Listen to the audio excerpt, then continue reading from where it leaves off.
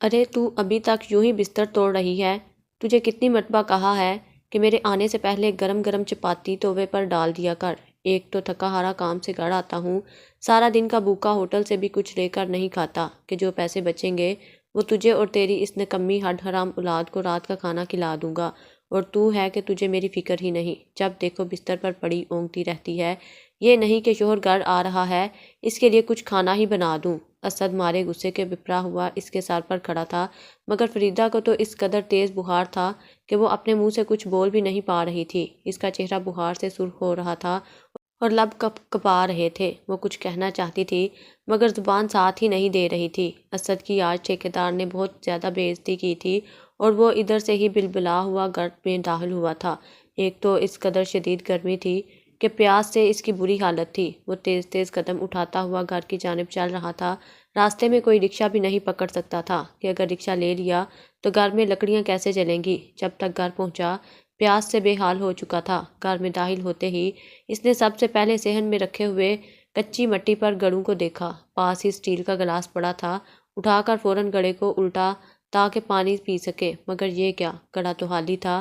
یہ دیکھ کر تو وہ مزید تپ چکا تھا۔ کیسی عورت تھی یہ فریدہ جس نے ابھی تک گڑا ہی نہیں بھرا تھا۔ وہ غصے سے بلبلاتے ہوئے وہ اسٹیل کا گلاس اٹھائے کمرے میں داخل ہوا اور زور سے گلاس فرش پر دے مارا۔ بچے جو اماں کے ارد گرد بیٹھے تھے سہم کر کانپ اٹھے تھے، جبکہ فریدہ یوں ہی بے سود سی بستر پر پڑی تھی۔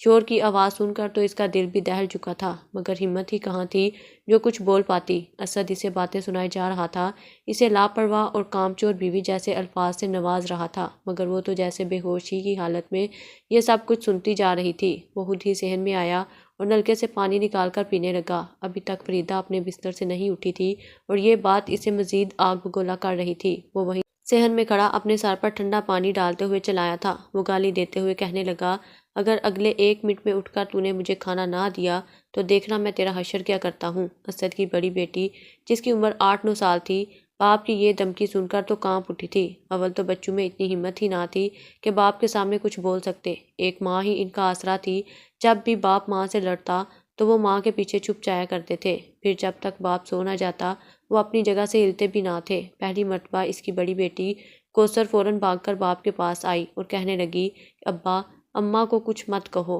اماں نے کچھ نہیں کیا، میں روٹی بنا کر دے دیتی ہوں، انہیں بڑا ہی تیز بخار ہے، صبح سے وہ یوں ہی لیٹی ہیں، انہوں نے صبح سے کچھ بھی نہیں کھایا نہ ہی پانی پیا ہے، آپ اماں سے غصہ نہ ہو، ان کے لیے کوئی دوا لے آئیں۔ یہ سن کر اسد نے گھور کر اپنی لڑکی کو دیکھا، کہنے لگا، بڑی زبان چلنے لگ گئی ہے تیری، کوئی بیماری نہیں ہے اس کو، موسمی بخار ہے بس، اور اس کو بھی اس نے سر پر سوار کر رکھا ہے۔ ارے گھر میں کرتی کیا ہے، یہ چھوٹا سا تو گھر ہے، میرا کچا صحن ہے جہاں سے اس نے کبھی جھاڑو تک نہیں لگایا، سارا وقت گھر میں بیٹھی رہتی ہے، ایک کھانا وقت پر بنا کر دینا ہوتا ہے، اس پر بھی اس کے نخرے ہوتے ہیں۔ اسد بولے جا رہا تھا جبکہ کوثر فوراً کچن میں گئی۔ دیکھا تو صرف اتنا ہی آٹا بچا تھا کہ 2 روٹیاں باندھ پاتی۔ آج تک اس نے روٹی نہیں بنائی تھی، مگر بنانا ضروری تھی، ورنہ ابا تو نہ جانے کیا فساد کھڑا کر دیتا۔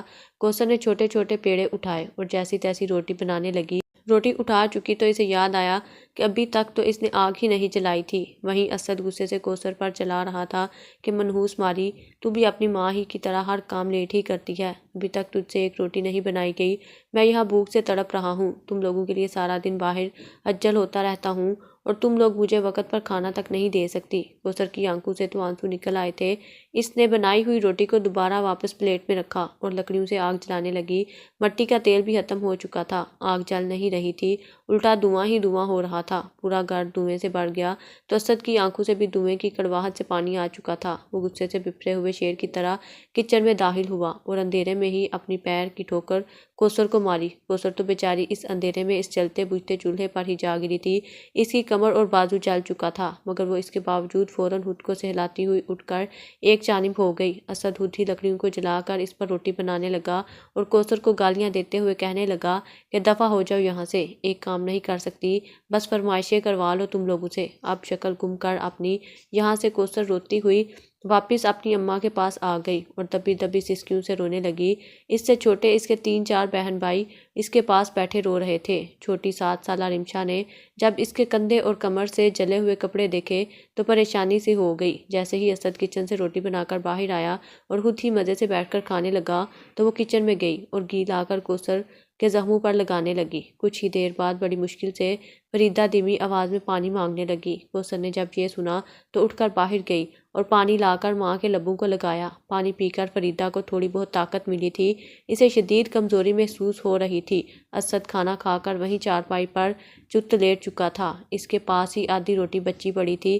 بھوک تو بچوں کو بھی لگی تھی، مگر ماں کی یہ حالت دیکھی تو بچوں نے وہ روٹی لا کر ماں کو کھلانا شروع کر دی۔ کھانا کھا کر فریدہ کی آنکھیں کچھ کھلی تھی، بخار بھی کچھ کم ہوا تو اس نے کوثر کو ایک نظر دیکھا۔ اس کا وجود جھلسا ہوا تھا۔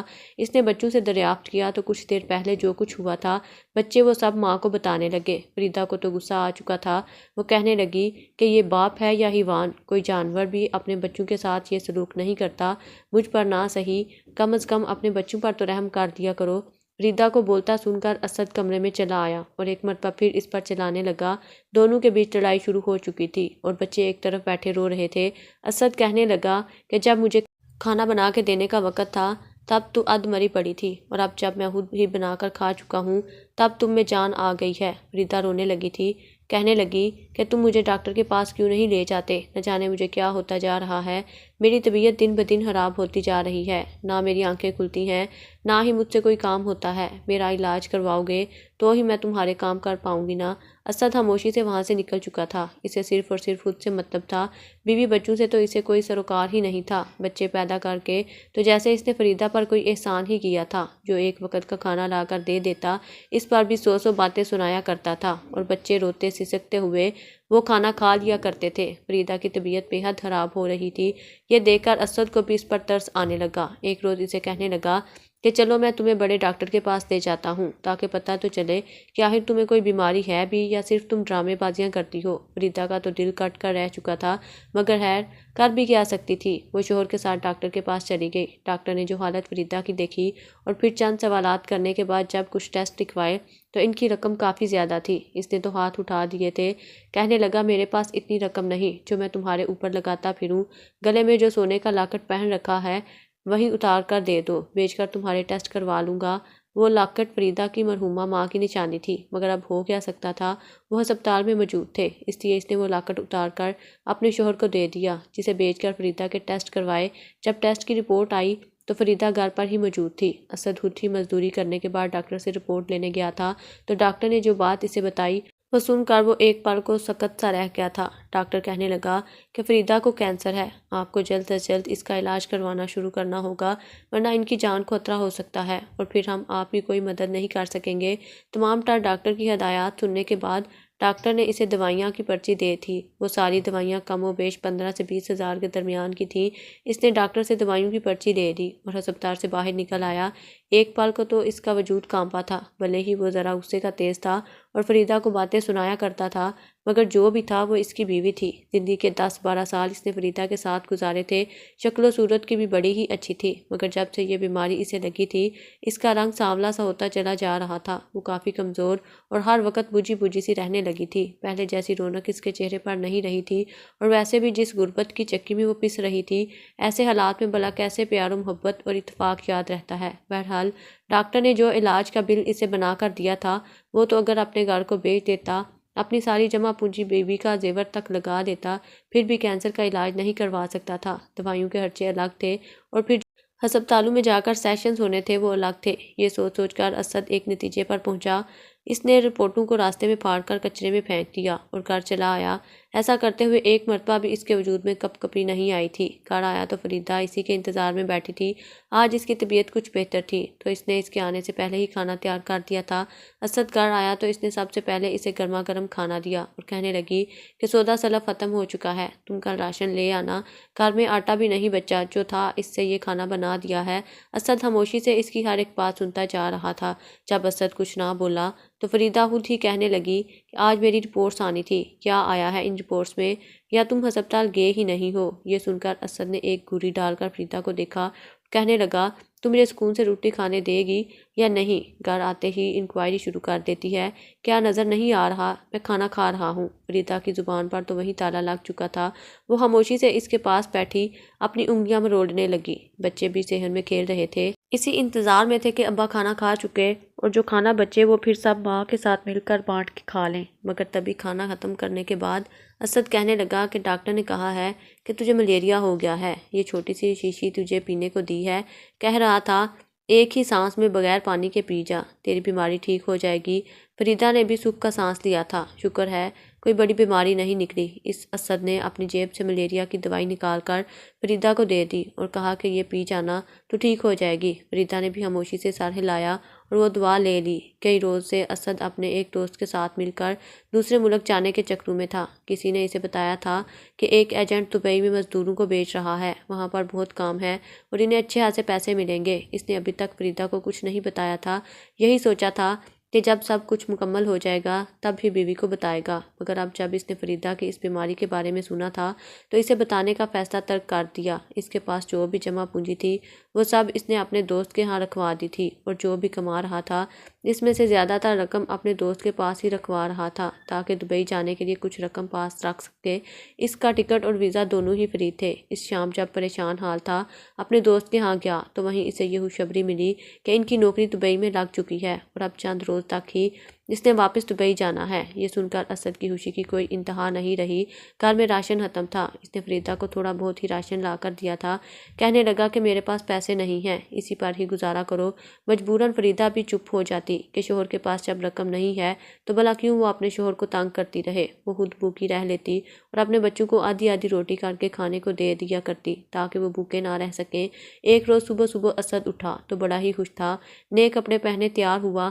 فریدہ اسے غور سے دیکھ رہی تھی، کہنے لگی کیا بات ہے اسد، آج تو بڑے تیار ہو رہے ہو، ایسے تو تم کبھی عید پر بھی تیار نہیں ہوتے۔ یہ سن کر اسد فوراً ایک چاٹ سی نظر فریدہ پر ڈال کر کہنے لگا آج ٹھیکیدار نے ہمیں دعوت پر بلایا ہے، اس لیے ہم پہلے دعوت کریں گے، اس کے بعد کام کریں گے۔ فریدہ خوش ہو گئی، پھر کہنے لگی کہ میرے اور بچوں کی طرف بھی دھیان کر لینا، گھر میں راشن بالکل ختم ہے، آج رات آپ راشن لاؤ گے تو ہی ہم پیٹ بھر کر کھا سکیں گے، میں نہیں چاہتی کہ میرے بچے آج رات بھوکے سوئیں۔ یہ سن کر اسد کہنے لگا کہ فکر نہ کر، میں آج راشن لے آؤں گا۔ یہ سن کر فریدہ مطمئن ہو گئی، مگر نہ جانے کیوں اسے دال کچھ کالا سا لگ رہا تھا۔ بہرحال اسد نے ایک نظر فریدہ پر ڈالی اور پھر بچوں کو دیکھا، وہ گھر سے باہر نکل چکا تھا۔ بچے یہی سمجھ رہے تھے کہ ابا مزدوری کرنے گیا ہے۔ فریدہ کا بھی یہی اندازہ تھا کہ شوہر شام کو راشن لے آئے گا، مگر اسے کہاں خبر تھی کہ اس کا شوہر تو اسے ہمیشہ ہمیشہ کے لیے چھوڑ کر دبئی جا چکا ہے۔ اسد اپنے دوستوں کے ہمراہ دبئی جا چکا تھا، مگر ادھر رات ہو چکی تھی، ہر سو اندھیرا پھیل رہا تھا اور اسد ابھی تک گھر نہیں آیا تھا۔ بچوں نے دن سے کچھ نہیں کھایا تھا، بھوک سے ان کی بری حالت تھی، بار بار اماں سے سوال کرتے ابا کہاں رہ گیا۔ پہلے تو کبھی اتنی دیر نہیں لگاتا، مغرب کی اذانوں سے پہلے گھر آ جایا کرتا تھا۔ فریدہ بھی پریشان تھی، طبیعت اس کی بھی بڑی خراب ہو رہی تھی، بار بار کھانستے ہوئے وہ گلی سے باہر جھانک کر دیکھتی۔ اس کے ساتھ کام کرنے والی سبھی مزدور جو اسی گاؤں میں رہتے تھے وہ تو واپس آ چکے تھے، مگر آج نہ جانے اسد کہاں رہ گیا تھا، اس کی تو کوئی خبر ہی نہ تھی۔ مجبوراً اس رات بچوں کو بھوکا ہی سونا پڑا۔ بچے تو بھوک سے سو گئے، جبکہ فریدہ کے ذہن میں کئی وسوسے آ رہے تھے، آج سے پہلے ایسے کبھی نہیں ہوا تھا اسد گھر نہ آیا ہو۔ پہلے تو اسے یہ پریشانی ہوئی کہ کہیں اسد کو کوئی نقصان نہ پہنچا ہو، مگر جب اس نے پڑوس کے شفیق بھائی سے پوچھا کہ اسد کہاں ہے، وہ کل رات سے گھر ہی واپس نہیں آیا، تو وہ کہنے لگا کہ پتہ نہیں، وہ تو کل کام پر بھی نہیں آیا تھا، بلکہ کل ہی ٹھیکیدار سے بات کر کے کام چھوڑ چکا تھا۔ کہہ رہا تھا کہ مجھے ایک اور جگہ اچھا کام مل گیا ہے، ہم سے بھی بڑا نہرے سے بات کرتا ہوا چلا گیا۔ یہ سن کر تو فریدہ کے ہاتھ منہ پھولے تھے کہ آخر اس کا شوہر کہاں جا سکتا تھا، وہ بھی بغیر بتائے۔ بچے بھوک سے بلک رہے تھے، اس نے پڑوس سے بچوں کے لیے کچھ کھانا مانگا تو پڑوس کی عورت نے اسے کھانے کے لیے کچھ کھانے دے دیے۔ اس نے تھوڑا بہت خود کھایا اور باقی اپنے بچوں میں تقسیم کر دیا، مگر اسے پریشانی ہو رہی تھی کہ آخر اسد کہاں جا سکتا ہے۔ وہیں دوسری جانب دبئی میں اسد کی اچھی نوکری لگ چکی تھی، کر تو وہاں بھی وہ مزدوری ہی رہا تھا، مگر وہاں پر اس سے کم محنت پر زیادہ پیسے مل رہے تھے۔ وہ خوش تھا، اس کے پاس اچھی خاصی رقم آ رہی تھی، جبکہ یہاں اس کے بچے بھوک سے بلک رہے تھے۔ بچوں کی بھوک سے یہ حالت ہو گئی کہ پڑوس کی جس گھر سے بھی کھانے کی خوشبو آتی تو وہ اس گھر میں جھانکنے لگتے کہ شاید ہی کسی کو ان کی شکلوں پر رحم آ جائے اور ترس کھا کر ہی وہ کچھ کھانے کو ان بچوں کو دے دیں، جن کو ان بچوں کی میلی اور پھٹے کپڑے دیکھ کر ترس آ جاتا وہ ان کو کھانے کے لیے کچھ دے دیتے، ورنہ انہیں بھوکا ہی سونا پڑتا۔ کہیں سے اڑتی ہوئی یہ خبر بھی فریدہ کو مل گئی کہ اس کا شوہر دوسرے ملک جا چکا ہے اور وہاں پر اچھی نوکری کر رہا ہے۔ بیوی بچوں سے تو اس نے ہر تعلق ہی توڑ دیا ہے اور کبھی واپس نہیں آئے گا۔ یہ سن کر اس رات فریدہ بہت روئی تھی کہ اس کے شوہر نے اس کے ساتھ اتنا بڑا دھوکہ کیا۔ اسے کینسر تھا، یہ اسے ابھی بھی نہیں پتا تھا۔ اسے اپنے بچوں کا مستقبل سیاہ نظر آنے لگا تھا کہ بھلا وہ اپنے بچوں کا پیٹ کیسے پالے گی، کیسے ان کی ذمہ داری اٹھا سکے گی۔ اسے اپنے شوہر سے نفرت محسوس ہو رہی تھی۔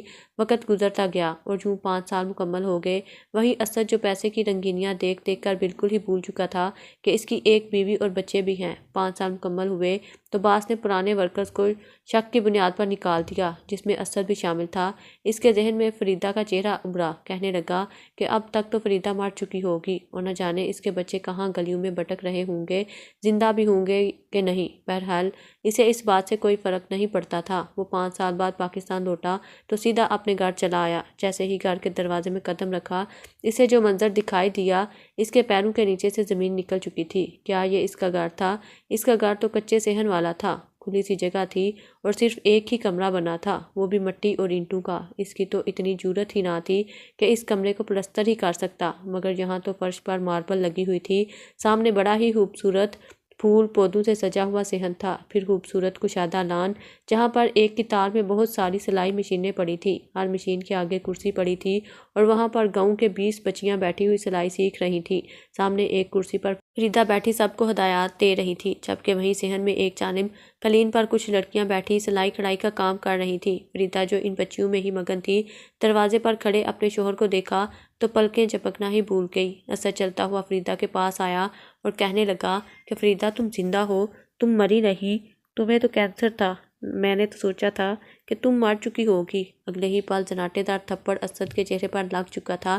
گاؤں کی ساری لڑکیاں اس جانب دیکھنے لگی تھیں۔ فریدہ کہنے لگی کہ کیوں آئے ہو تم واپس، دفع ہو جاؤ، اس گھر سے دوبارہ یہاں پر قدم مت رکھنا ورنہ تمہیں پولیس کے حوالے کر دوں گی، کوئی رشتہ نہیں ہے تمہارا ہم سے۔ اسد تو بکلا چکا تھا۔ کیا یہ وہی فریدہ تھی جسے وہ بیماری کی حالت میں چھوڑ کر گیا تھا؟ بیوی کا روب و جلال دیکھ کر تو اسے پریشانی ہونے لگی۔ وہ بیوی سے معافی مانگنے لگا، کہنے لگا کہ میری بات تو سنو، میں تم لوگوں کے لیے بہت کچھ لایا ہوں، میں تو تم لوگوں کے لیے باہر گیا تھا۔ مگر فریدہ نے ہاتھ اٹھا کر چپ کروا دیا، کہنے لگی کہ میرا اور میرے بچوں کا تمہاری ذات سے کوئی واسطہ نہیں۔ تم جس حالت میں ہمیں چھوڑ کر گئے تھے وہی اصل ثبوت ہے کہ تمہیں ہماری کتنی فکر تھی۔ ان کے گھر سے شور کی آواز سن کر محلے والے بھی اکٹھے ہو چکے تھے۔ جب اسد کو وہاں دیکھا، ہر کوئی لان تان کرنے لگا اور دھکے دے کر اسے گاؤں سے باہر نکالنے لگا۔ کہنے لگے کہ خبردار جو تم نے فریدہ کو دوبارہ ڈرانے دھمکانے کی یا اس گھر میں داخل ہونے کی کوشش بھی کی۔ اسد تو سر پکڑ کر بیٹھ چکا تھا۔ اب گاؤں والوں سے پتہ چلا کہ اس کے جانے کے بعد فریدہ نے اپنے بچوں کی خاطر لوگوں کے کپڑے سلائی کرنے شروع کر دیے تھے۔ وہ اس قدر اچھی سلائی کرتی کہ گاؤں کی لڑکیاں اس کے پاس کپڑے سلائی کڑھائی سیکھنے آنے لگیں۔ ایک ادارے کی میڈم بھی اس کے پاس آئی اور اسے اپنے ایک ادارے میں سلائی کڑھائی سکھانے والی ٹیچر کے طور پر رکھ دیا۔ وہ ہفتے کے 6 دن وہاں پر سکھاتی اور پھر اتوار والے دن گاؤں کی بچیوں کو سلائی کڑھائی سکھایا کرتی۔ اس کے بچے بڑے اسکولوں میں پڑھ رہے تھے۔ رہی بات اس کے کینسر کی تو وہ تو خود بخود ہی اس کے جسم سے ختم ہو چکا تھا۔ جس قدر بھوک اور افلاس اس نے کاٹی تھی، اس کے جسم میں موجود کینسر کے سارے جراثیم خود ہی ختم ہو چکے تھے۔ اب اسد پچھتا رہا تھا۔ دبئی جانے کا بھی سوال پیدا نہیں ہوتا تھا کیونکہ اس کی نوکری چھوٹ چکی تھی۔ وہ اکثر کام میں ہیرا پھیری کر دیا کرتا تھا، جس کے بارے میں باس کو پتہ چل گیا اور یوں وہ بیوی بچوں سے بھی اور دبئی کی نوکری سے بھی ہاتھ دھو بیٹھا تھا۔